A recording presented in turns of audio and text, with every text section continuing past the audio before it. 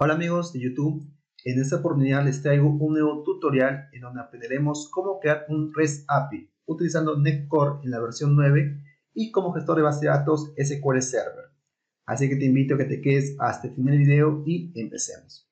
Como primer paso es irnos a nuestro editor en Visual Studio y vamos a crear un nuevo proyecto de cero. Así que vamos a irnos a la parte de crear un nuevo proyecto y en el buscador vamos a filtrar o buscar por la palabra core. Lo que vamos a hacer aquí es seleccionar una aplicación ASP NetCore Web API. Seleccionamos ASP NetCore Web API y damos en siguiente. Ahora, aquí lo que vamos a hacer es darle un nombre a nuestro proyecto. En mi caso voy a llamarlo Web API usuario. Damos en siguiente. Ahora, para este tutorial vamos a utilizar lo que es la versión 9. Si tú tuvieras una versión inferior a la 9, por ejemplo, tranquilamente lo puedes seleccionar. Más adelante voy a hacer un punto para aquellas personas que no estuviesen trabajando con la versión 9, ¿ok? Así que vamos a irnos y seleccionar la versión 9, para mi caso. Dejamos todos los datos por default y damos en crear. Vamos a esperar un momento hasta que nuestro proyecto sea creado de forma correcta y volvemos.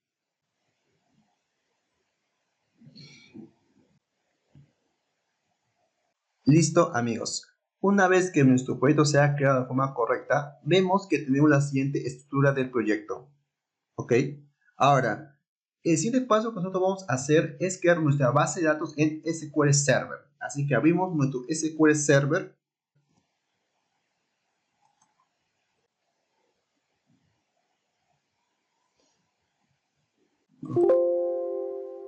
Listo, una vez que nuestro SQL Server haya cargado de forma correcta, vamos a conectarnos. Nos conectamos a nuestro SQL Server y lo que vamos a hacer en un inicio es crear una nueva base de datos. Así que abrimos una nueva consulta SQL.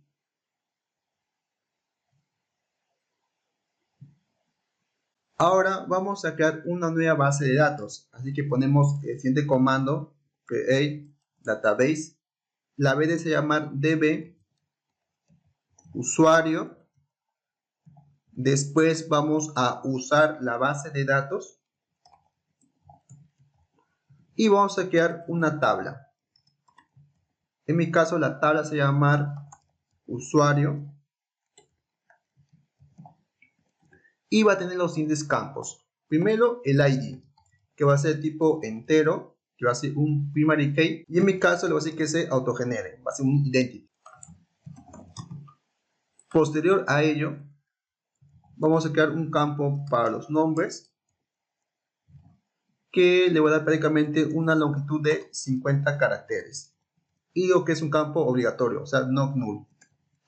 Después, para el tema de los apellidos, varchar 50. Va a tener también un correo electrónico, que en mi caso aquí le voy a dar máximo 100. Después un username.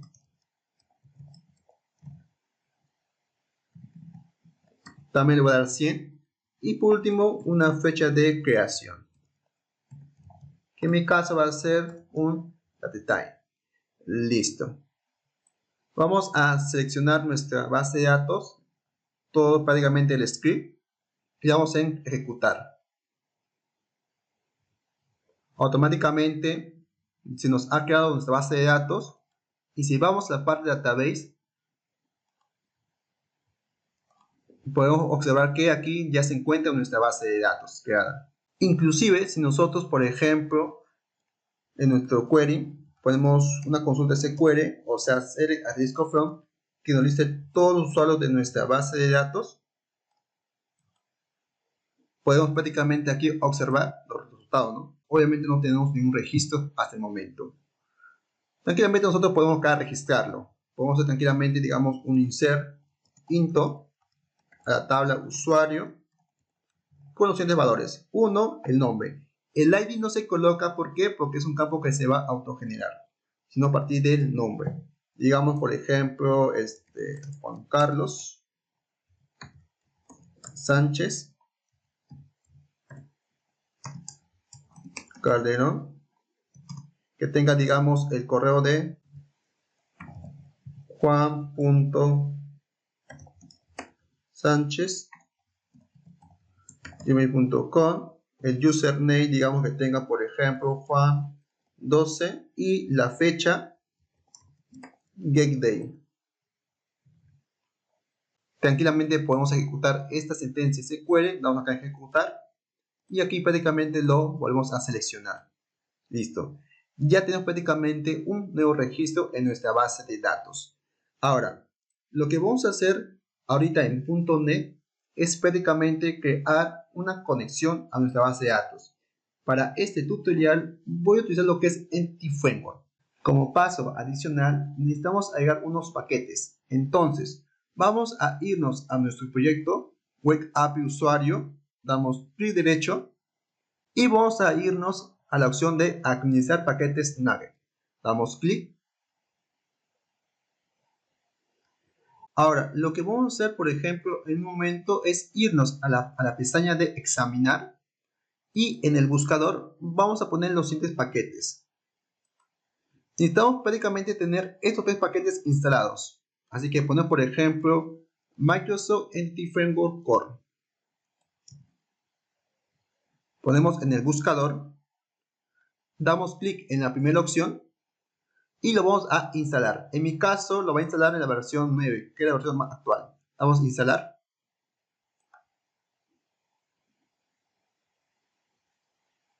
Aceptamos.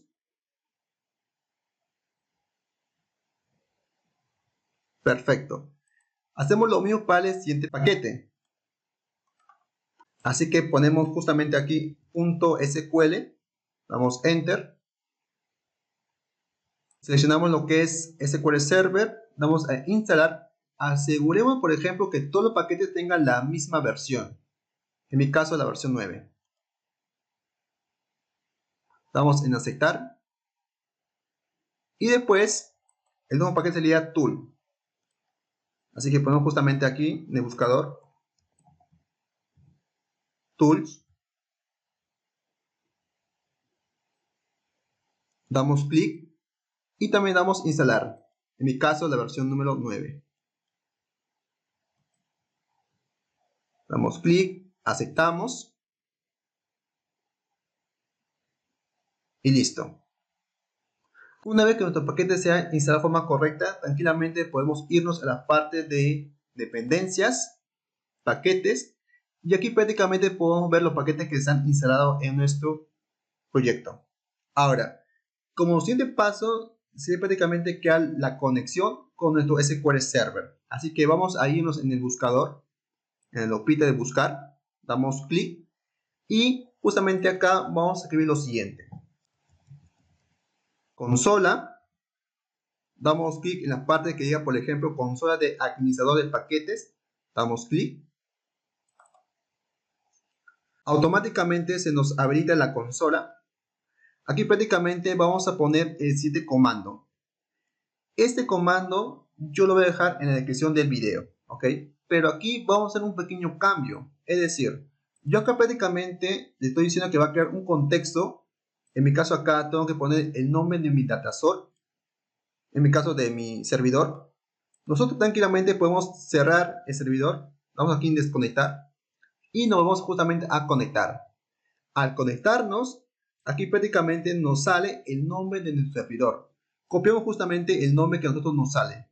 Copiamos el nombre. Y aquí en la parte no, que diga por ejemplo Name Server, lo vamos a pegar.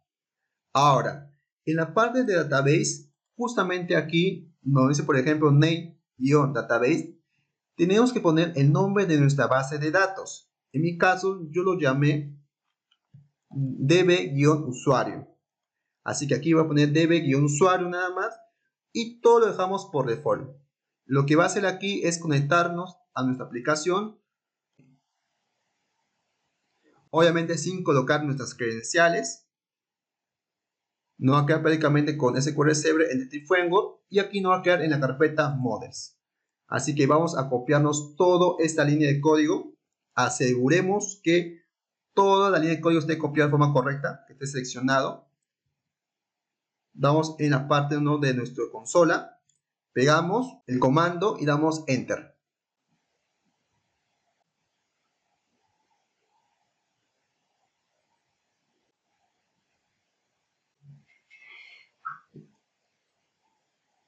Una vez haya terminado de forma correcta, vemos que automáticamente a nuestra derecha ya se nos ha creado nuestra carpeta Models. Dentro de nuestra carpeta Models tenemos dos nuevas clases. Uno, que es la clase prácticamente usuario, que hace referencia a nuestro tal usuario de nuestra base de datos. Y dos, que es prácticamente el contexto de nuestra base de datos. Aquí prácticamente, si nosotros podemos aquí ver, tenemos prácticamente aquí la conexión a nuestra base de datos, nuestra cadena de conexión, y aquí prácticamente con Entity Framework nos crea nuestra tabla, ¿no? Con los campos y su longitud. Perfecto. Ahora, vamos a hacer unos pequeños cambios a nuestro contexto. Es decir, esta cadena de conexión vamos a hacer que venga de un archivo de configuración. En el caso, cuando nosotros usamos .NET, prácticamente tenemos un archivo llamado addSettings.json. Es aquí donde vamos a crear nuestra conexión. Así que vamos a irnos a un archivo addSettings.json, damos doble clic y aquí prácticamente vamos a crear lo siguiente. Voy a poner connection string. Aquí prácticamente voy a dar un nombre, en mi caso voy a llamarle connection db, dos puntos, y dentro de aquí del valor voy a poner lo siguiente. Voy a irme a mi contexto, a db usuario context, y prácticamente todo lo que está dentro de las comillas lo voy a copiarlo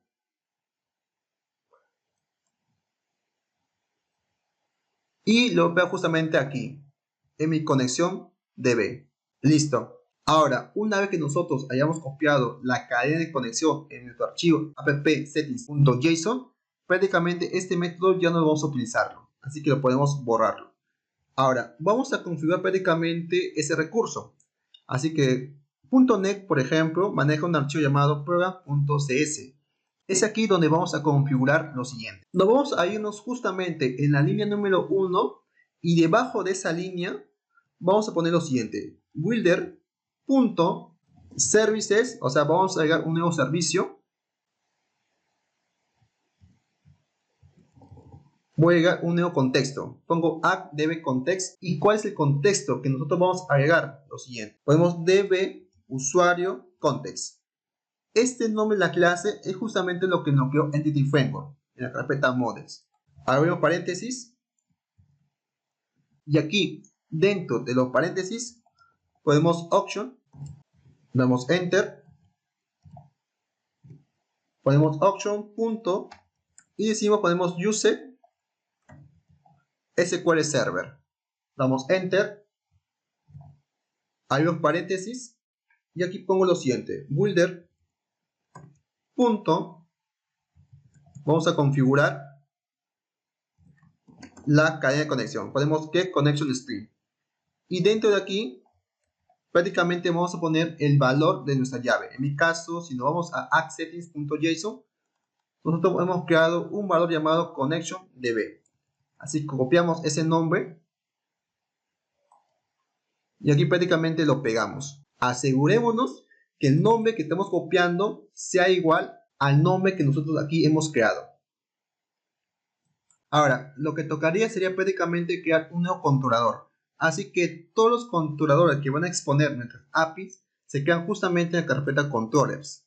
Si nosotros desglosamos la carpeta, vemos que tenemos prácticamente ya un controlador creado, que es lo que nos crea .NET cuando se crea un nuevo PT0. Eso tranquilamente lo podemos eliminarlo, ya que esto no vamos a utilizarlo. Pero antes de eliminarlo, lo que yo voy a hacer es lo siguiente. Voy a irme a la carpeta controllers, voy a darle clic derecho, voy a irme a la parte de agregar, y en mi caso voy a agregar un nuevo elemento. Aquí prácticamente lo que vamos a hacer es seleccionar la opción que diga controlador de API en blanco. Entonces aquí ponemos prácticamente usuario y dejamos la palabra controller por default y damos en agregar. Ok, vemos que automáticamente se nos ha creado un nuevo controlador, el cual extiende, ¿no?, de controller base.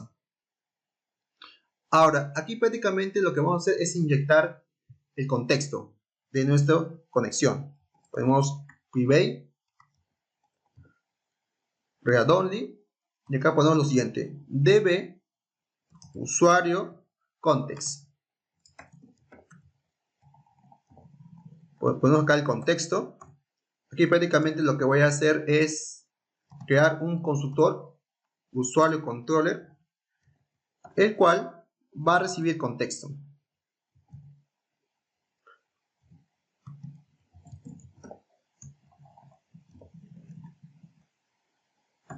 Acá solamente voy a poner lo siguiente. Listo, una vez que nosotros hayamos inyectado nuestro contexto de nuestra base de datos, lo que tocaría sería prácticamente crear un método que retorne nuestra lista de usuarios. Entonces, nosotros prácticamente vamos a crear un método tipo público, pongo public, y este prácticamente va a ser un async.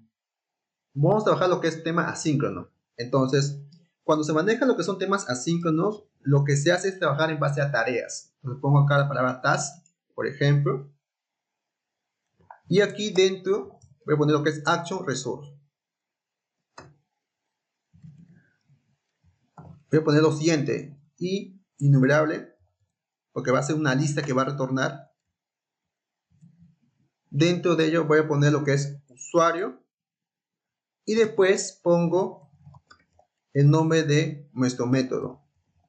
En mi caso voy a llamar listar usuarios. Abro y cierro llaves. Ahora, este método tiene que ser un tipo. En mi caso voy a decir que sea tipo HTTP GET, o sea, va a ser de tipo GET. Posterior a ello, vamos a crear una variable que va a retornar una lista de usuarios. Entonces pongamos var usuarios. Y aquí prácticamente, como estamos trabajando en lo que es asíncrono, para nosotros tener acceso a nuestro contexto, tenemos que poner lo siguiente: await, ponemos el contexto, en mi caso es context.usuarios, punto, tenemos que invocar prácticamente el método toLeaks. Y como estamos trabajando que es asíncrono, prácticamente tenemos que seleccionar la segunda opción. Ahora, listo. Lo que vamos a hacer es prácticamente retornar un estado, ok, que prácticamente es un código 200, el cual prácticamente va a retornar la lista de usuarios. Listo. Ahora, nosotros tranquilamente podemos, digamos, darle un nombre a nuestro método. Acá, prácticamente, si nosotros no le damos un nombre, lo que va a hacer la aplicación es interpretarlo de la siguiente manera. O sea, decir, ¿no? Para yo poder acceder a este método, voy a poner lo siguiente: API, el nombre de mi controlador, que en mi caso se llama usuario, ¿ok? Y acceder tranquilamente por método get en base a este método. Si nosotros queremos darle un nombre específico a nuestro método, tranquilamente dentro de HTTP GET podemos abrir paréntesis, podemos comilla, y aquí prácticamente podemos darle el nombre a nuestro método. En mi caso voy a poner listar. Ahora, para nosotros poder probar nuestra API de forma correcta, por ejemplo, tranquilamente podemos irnos en esta opción y tranquilamente podemos prácticamente seleccionar esta opción. Damos clic y prácticamente podemos ejecutarlo.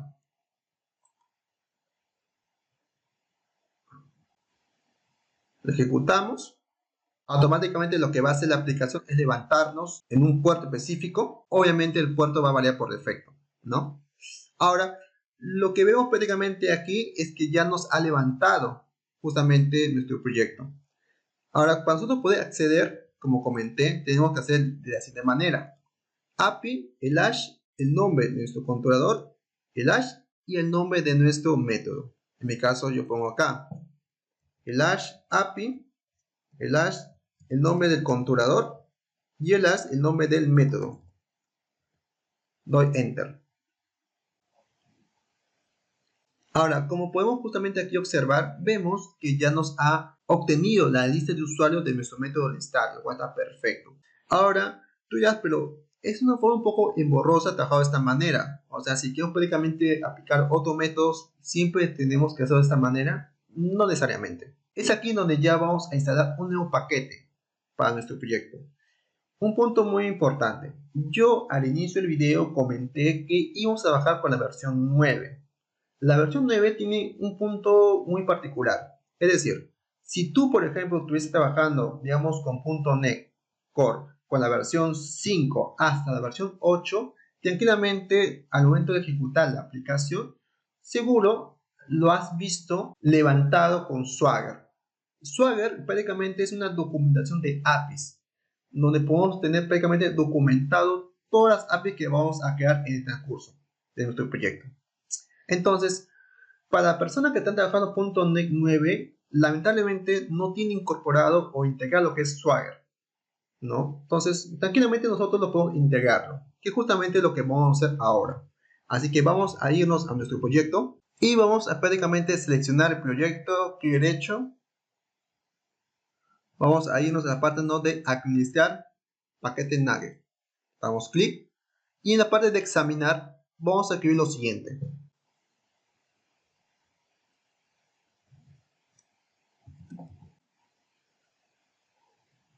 SAW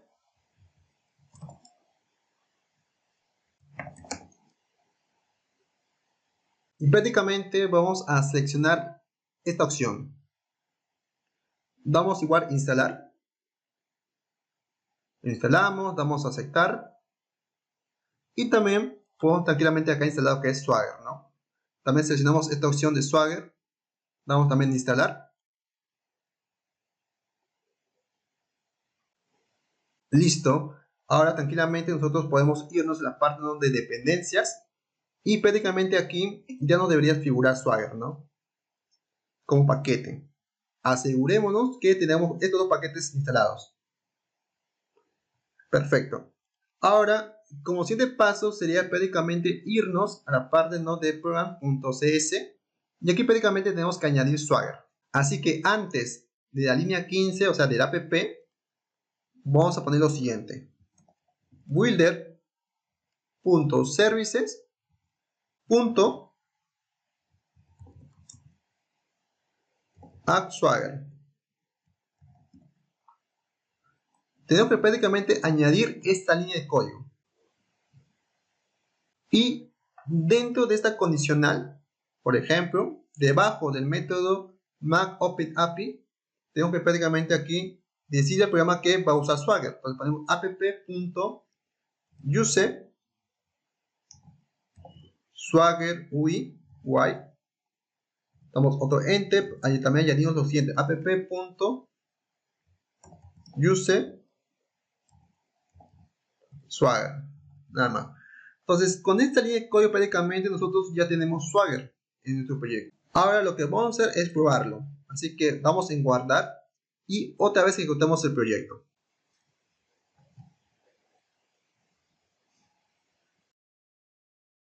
Listo. Una vez que nuestro proyecto ha cargado de forma correcta, vemos que automáticamente nos carga la página. Obviamente no nos muestra Swagger. Eso después lo vemos cómo lo corregimos. Pero si nosotros al final de localhost 2 puntos del puerto ponemos lo siguiente, el hash, ponemos lo que es, digamos, Swagger, el hash index.html, damos enter, automáticamente vemos que ya tenemos Swagger en nuestro proyecto.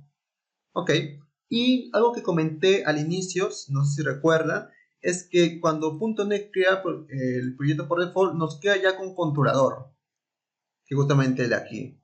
Si nosotros lo probamos prácticamente acá, damos en la parte ¿no? de try IOP, damos clic, damos a ejecutar, vemos que acá ya tenemos la respuesta, inclusive también el método de start de la clase usuario controller o de nuestro controlador.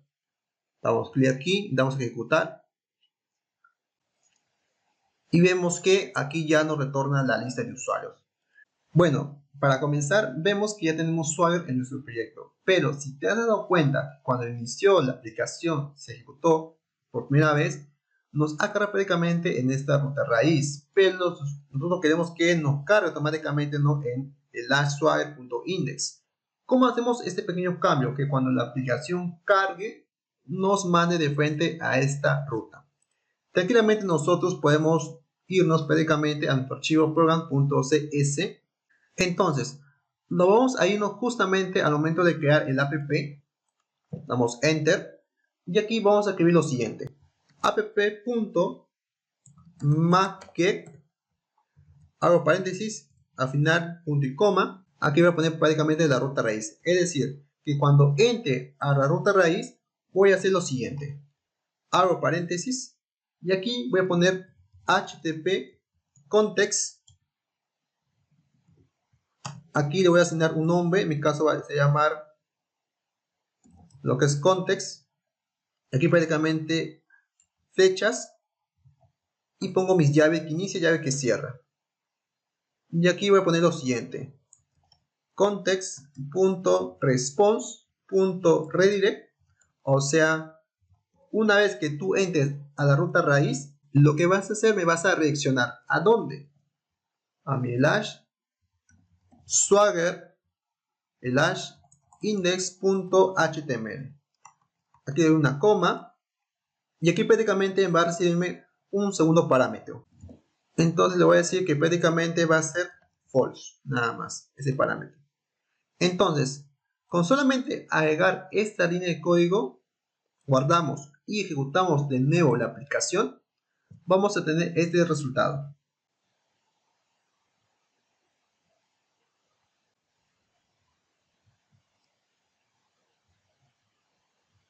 Listo, entonces si te das cuenta, ya cuando cargó la página, automáticamente nos ha redireccionado a nuestro Swagger. Lo cual está perfecto, ¿no? Obviamente aquí tenemos las APIs, ¿no? El único detalle es que nos queda esta ruta raíz, ¿no? Pero esto también se puede quitar, se puede cambiar, ¿no? Pero ahí prácticamente ya nos redireccionó. Esa es obviamente una solución de hacerlo. Ahora, si nosotros, por ejemplo, queremos que esta línea de código no salga, también lo podemos hacerlo, lo tenemos que excluirlo. Tranquilamente nosotros podemos hacer lo siguiente, ¿no? Esta es obviamente una primera forma de hacerlo, pero yo lo voy a hacer otra forma.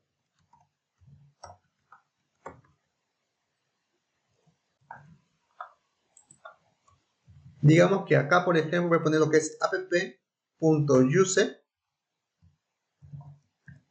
abro paréntesis y final punto y coma. Acá pongo lo que es async. Y dentro de mi contexto voy a poner acá un next, ¿no? Hago fechas, llave que inicia, llave que cierra. Obviamente aquí voy a hacer una pequeña condición. Voy a apuntar lo siguiente, ¿no? Si el contexto punto request, si el path es igual a slash, entonces lo que va a hacerme es prácticamente esta línea de código, ¿no? Lo que ya habíamos creado hace un momento. Con la diferencia que yo acá voy a hacer un return. Pero obviamente yo tengo que regresar siempre una información. Le pongo acá await y pongo next. Dice, entonces, esto es prácticamente la segunda forma, ¿no?, de integrar Swagger, que nos reaccione, con la diferencia que va a excluir la ruta raíz. Entonces nosotros guardamos y lo volvemos a ejecutar.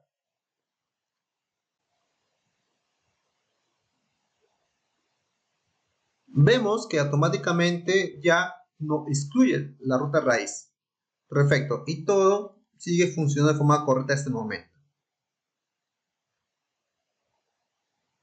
Perfecto, todo está ok, listo. En mi caso, por ejemplo, ya para continuar con el tutorial, este controlador yo lo voy a quitar.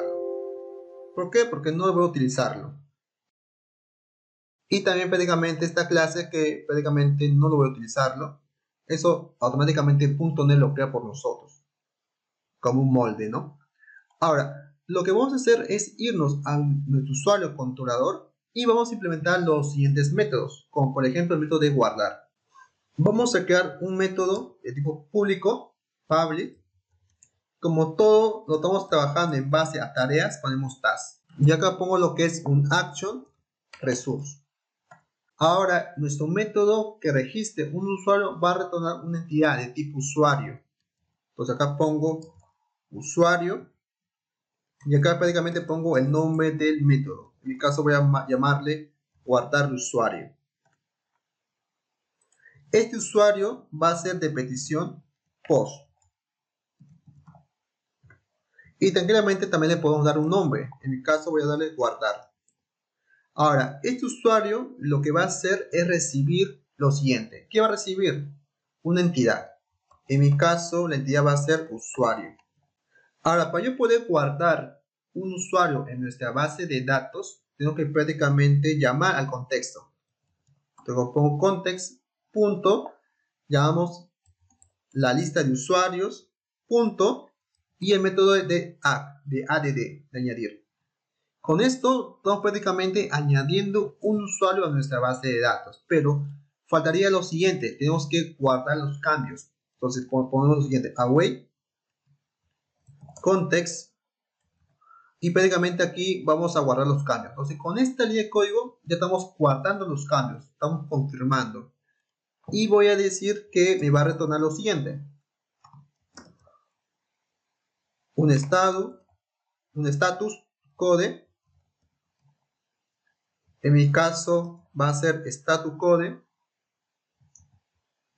Punto. Status 201 de creación. Y al final voy a retornar la entidad usuario. Perfecto.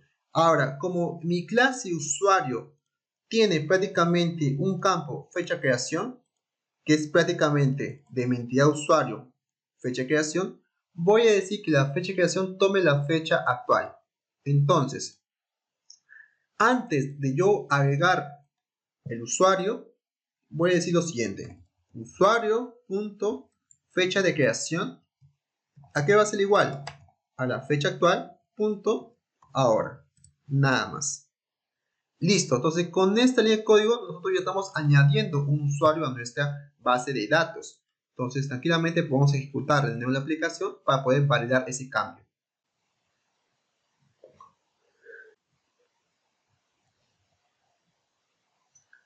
Automáticamente vemos que ya se nos ha creado el método de guardar. Damos clic, damos en el botón de Get.io y aquí prácticamente el cuerpo, ¿no? En mi caso, por ejemplo, la fecha de creación no lo voy a mandarle, es que lo voy a quitarlo, digamos. El nombre voy a poner, por ejemplo, María Fernández. El correo que sea maria.fernandez@gmail.com y el usuario María94, por ejemplo. Estamos en ejecutar y vemos que automáticamente ya nos ha creado el usuario María. Perfecto. Lo cual está retornando otra vez la entidad, pero con su código y con la fecha de creación. Y si nosotros prácticamente listamos de nuevo al usuario, vemos que nuestra API ya nos retorna dos registros. Y obviamente todos los registros se guardan a nivel base de datos. Perfecto. Entonces hasta ahí prácticamente ya tendríamos nuestro método de guardar. Vamos a implementar ahora mismo el método de actualizar. Prácticamente es casi similar al de guardar un nuevo usuario, con la diferencia que vamos a hacer unos pequeños cambios en los parámetros. Entonces prácticamente vamos a detener el proyecto y aquí al igual voy a crear una clase público que sea asíncrono. Esto va a ser obviamente una tarea y aquí prácticamente voy a poner lo que es un action result. Voy a llamar, por ejemplo, actualizar usuario. Este método actualizar va a ser de tipo HTTP PUB. Ahora yo aquí, por ejemplo, le voy a dar un nombre. En mi caso voy a llamar actualizar. Y aquí le voy a mandar un ID como parámetro. Su código. Entonces ese código yo tengo que recuperarlo. ¿Y cómo lo recupero? Pongo el tipo de dato y le pongo el mismo nombre. Si acá le puse ID, acá tiene ese ID. Y después va a recibir una entidad. usuario. Ahora, antes de, por ejemplo, yo actualizar un usuario, tengo que validar si el usuario está registrado en la base de datos. Entonces voy a hacer lo siguiente. Voy a hacer primero una pequeña validación. Voy a poner acá lo siguiente. Usuario actualizado. ¿A qué va a ser igual? A la web. Y llamo a mi contexto. En mi caso, por ejemplo, es context.usuarios. Y voy a poner método find, el cual, por ejemplo, va a recibir un ID. O sea, voy a buscar al usuario por su ID, por su código. Y aquí prácticamente voy a hacer una condición. Voy a decir lo siguiente: si es que el usuario actualizado es igual a nulo, es porque no lo encontró. Entonces voy a decir que me retorne un estado de no encontrado. Si es que no lo encuentra, va prácticamente a retornar este estado. Este estado por defecto tiene un código 404, que es que no lo encontró. Y en el caso que lo encuentre, voy a setear los nuevos valores a la nueva entidad. Entonces voy a poner lo siguiente: usuario actualizado punto nombres. ¿A qué va a ser igual? A usuario punto nombres. Hago lo mismo para qué, para el apellido. Usuario, apellidos. Después hago lo mismo para qué, para el correo. Usuario, correo. Y después el user name. Una vez que yo ya seteé los nuevos valores, voy a poner lo siguiente: await. Llamo al contexto y guardo los cambios. Y después voy a retornar un estado OK. ¿Y qué le voy a mandar? La entidad usuario actualizado. Listo. Entonces, con este método prácticamente ya vamos a actualizar un nuevo usuario. Así que solamente lo guardamos y lo volvemos a ejecutar de nuevo la aplicación.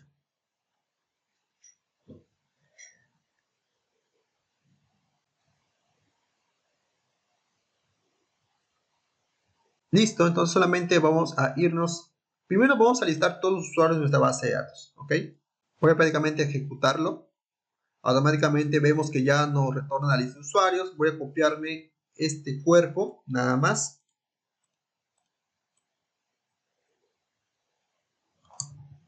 Ok. Voy a irme a la parte de actualizar. Y en mi caso, voy a reemplazar por esos valores, nada más.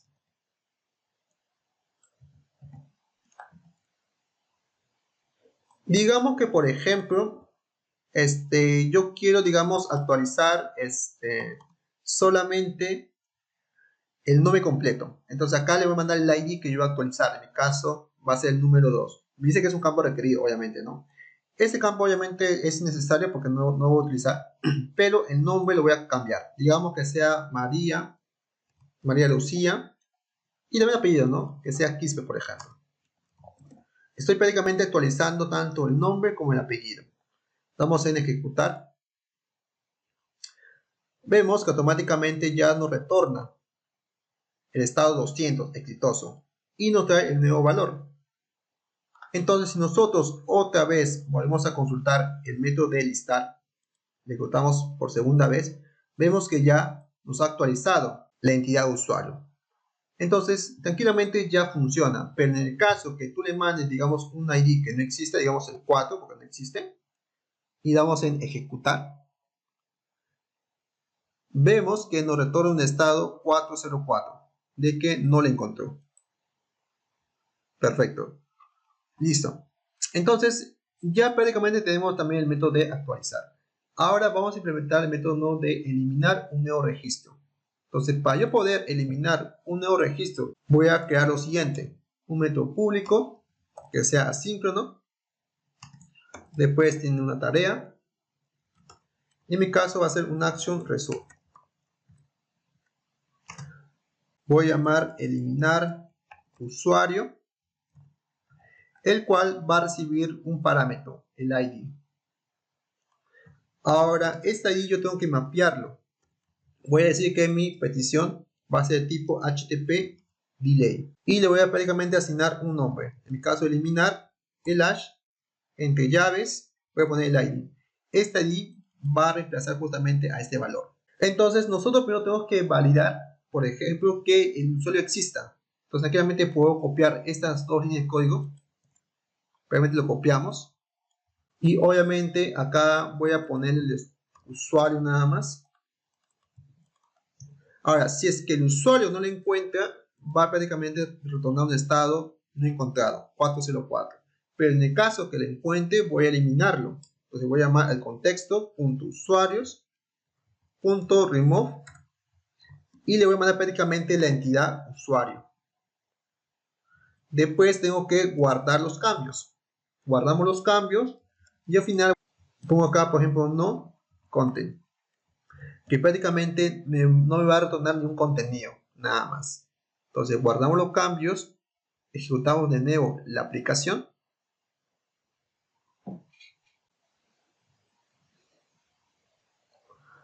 Volvemos a ejecutar otra vez la lista de usuarios, vamos a ejecutar, por ejemplo.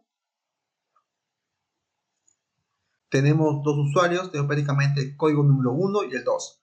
Voy a, por ejemplo, eliminar el ID número 1. Entonces voy a la parte de eliminar, doy clic en el botón, pongo prácticamente acá el ID. En mi caso, si pongo un ID que no exista, digamos el 3, lo ejecuto, me dice que no lo encontró, 404 el estado, pero si pongo el ID número 1 y lo ejecuto, me retorna prácticamente un estado 204. O sea que no tiene ningún contenido. Pero si yo, digamos, lo listo por segunda vez, vemos que ya desaparece el usuario con código número 1. Perfecto. Entonces, hasta ahí prácticamente ya tendríamos implementados todos los métodos. Ahora, si tú, por ejemplo, quieres también implementar el método que busque un usuario por su código en específico, también lo podemos hacerlo, ya para finalizar. Sería prácticamente similar al método de listar. Entonces, tranquilamente nosotros vamos a crear un método público que sea asíncrono. Va a ser una tarea, por ejemplo.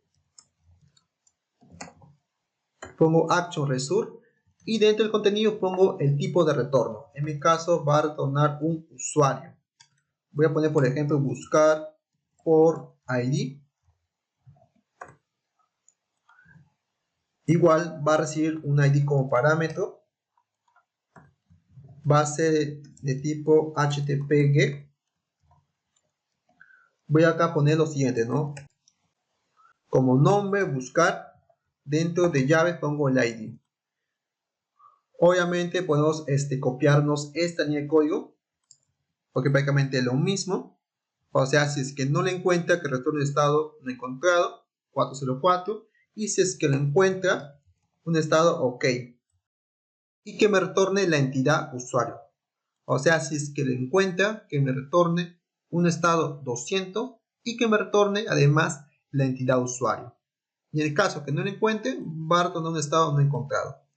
Entonces, si ejecutamos la aplicación de nuevo,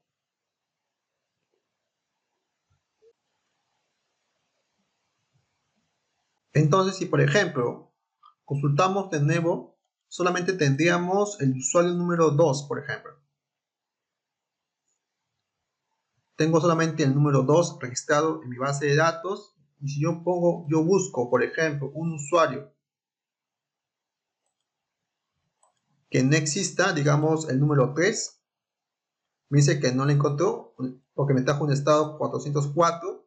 Pero si pongo un ID que exista, digamos el número 2, vemos que ya nos retorna la entidad usuario. Perfecto, chicos. Entonces, hasta ahí ya prácticamente tendríamos toda el API de usuarios de forma correcta. Prácticamente con esto ya estamos culminando el tutorial. Ahora, hoy hemos aprendido cómo integrar lo que es .NET Core con Entity Framework y SQL Server. Además, hemos integrado lo que es Swagger en nuestro proyecto. Ahora, si te has dado cuenta, prácticamente toda la lógica la hemos trabajado dentro de nuestro controlador. En un inicio está perfecto porque estamos aprendiendo un nuevo concepto, pero si esto lo vas a trabajar más en tu proyecto más adelante, un proyecto un poco más grande, vas a dar cuenta que estamos sobrecargando toda la lógica dentro de nuestro controlador. Una forma más adecuada de trabajarlo es aplicando lo que son los principios SORI, pero eso lo podemos dejar para otro video si en el caso lo desean. Entonces conmigo será hasta el siguiente tutorial. Nos vemos en el siguiente video.